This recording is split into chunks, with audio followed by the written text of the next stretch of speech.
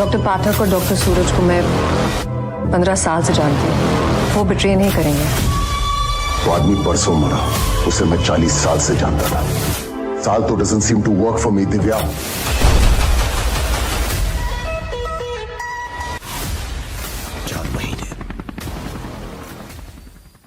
हर कहानी में दो किरदार होते हैं, एक पॉजिटिव और एक नेगेटिव।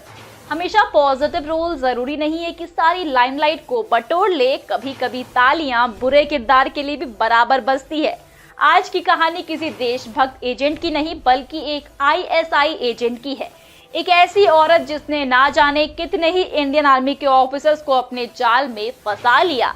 इस्लामाबाद की एक लड़की जो पाकिस्तानी एजेंसी ISI के लिए काम करती है, उसको ये ट्रेनिंग दी जाती है कि कैसे लड़कों को अपने जाल में फंसाना है और खास करके इंडियन आर्मी के ऑफिसर्स को पाकिस्तान से सटे स्टेट्स जैसे कि राजस्थान और गुजरात की भाषा सीखने के बाद ये लड़कियां ज्यादातर पास में ही पोस्टेड जवानों से बात किया करती हैं। जी हाँ, वैसे इस एजेंट का नाम किसी को पता तो नहीं है, लेकिन रिया नाम से ही इसके बारे में मालूम चला है। तो दोस्तों, रिया बचपन से ये काम तो बिल्कुल भी नहीं करना चाहती थी। इनफैक्ट वो पढ़ाई में काफी अच्छी थी। उसको अपने माँ बाप के लिए कुछ करना भी था। हर इस्लामी परिवार की तरह उनकी सोच नहीं थी, उनकी सोच काफी अलग थी। लेकिन जब रिया के गरीब माँ बाप के पास एक ही बच्चे को पढ़ाने के लिए पैसे थे तो उन्होंने अपने बेटे को चुन लिया। उसे ही पढ़ाना सही समझा क्योंकि उसे नौकरी मिलना काफी आसान था। रिया इस चीज से नाराज तो नहीं थी, लेकिन उसका सपना टूट गया था जो कि उसे जोड़ना था। वैसे उसने जितनी भी पढ़ाई की थी अपने भाई के जरिए ही की थी, अपने भाई के बुक से ही की थी। जी हाँ, वो जो पढ़ के आता था वो उसे दोबारा पढ़ती थी और सब कुछ सीख जाती थी। ऐसे ही समय निकल गया। एक बार रिया शरहद के पास आई क्योंकि उसके गांव से ये जगह बिल्कुल पास थी और जब भी उसका मन जरा सा उदास होता तो वो यहीं पर आ जाया करती थी। तब रिया ने वहां किनारे पर कुछ टेंट्स लगे हुए देखे और वो टेंट्स वहां पर पहले नहीं हुआ करते थे। रिया को जानने की इच्छा की कि आखिर ये इतने सारे लोग एकदम से यहाँ पर कैसे आ गए और क्या कर रहे हैं। वो वहां गई और उसकी जिंदगी बदल गई। वहां काम करने वाले लोगों ने उसे देखा और पकड़ लिया। फिर उससे उसके घर के बारे में पूछा। रिया बिल्कुल एक वैसी लड़की थी जैसे कि इन लोगों को अपने मिशन के लिए चाहिए थी।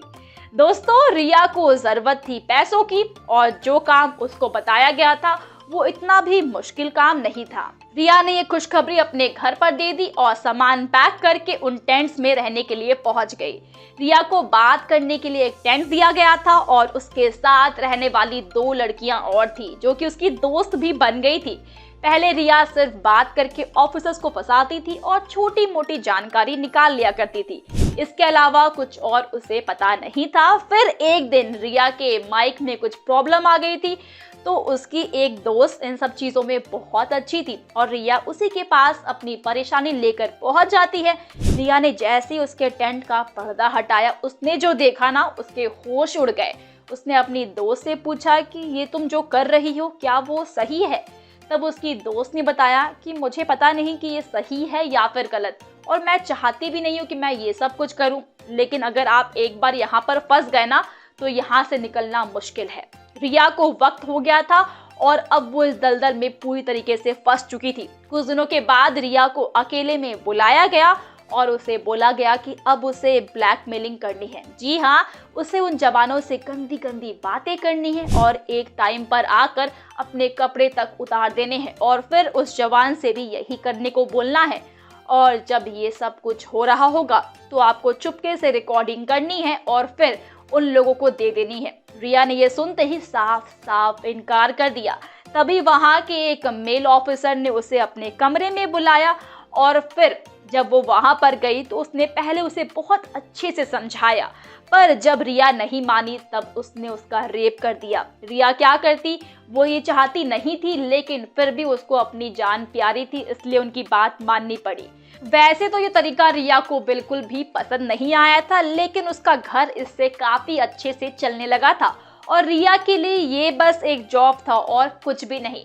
इतना सहकर रिया एकदम सख्त हो गई थी। वो ऑफिसर्स को हनी ट्रैप में फंसाया करती, और उनसे इंफॉर्मेशन निकाला करती थी। लेकिन एक दिन उसका पर्दाफाश हो गया जब एक हिंदुस्तानी सैनिक जानकारी इधर उधर करते हुए पकड़ा गया। इस सैनिक का नाम है प्रदीप। आर्मी में गनर प्रदीप राजस्थान में पोस्टेड था और किसी को शक ना हो इसलिए प्रदीप को टारगेट बनाने से पहले उसने अच्छे से राजस्थानी लैंग्वेज सीख लिया था। रिया ने राजस्थानी लैंग्वेज को अच्छे से सीखा और फिर बात करते करते उसने प्रदीप को अपनापन फील करवा दिया। दोस्तों, वो खुद को एक गवर्नमेंट नर्स बताती है जो कि डिफेंस में काम करती है। साथ ही साथ दोस्तों वो उन्हीं ऑफिसर्स के नीचे काम करती है जो कि पाकिस्तानी आर्मी में अच्छे पोस्ट पर होते हैं। पठान की कहानी भी कुछ ऐसे ही हो सकती है। तो आप इस फिल्म के लिए कितने एक्साइटेड हैं हमें कमेंट्स में बताएं। एंड वीडियो अच्छी लगी हो तो वीडियो को लाइक करें, शेयर करें अपने दोस्तों के साथ और हाँ, चैनल को सब्सक्राइब करना बिल्कुल भी मत भूलिएगा। आज के लिए बस इतना ही। मैं प्रगति मिलूंगी आपसे नेक्स्ट वीडियो में। तब तक के लिए सेफ रहिए, मुस्कुराते रहिए। Bye bye.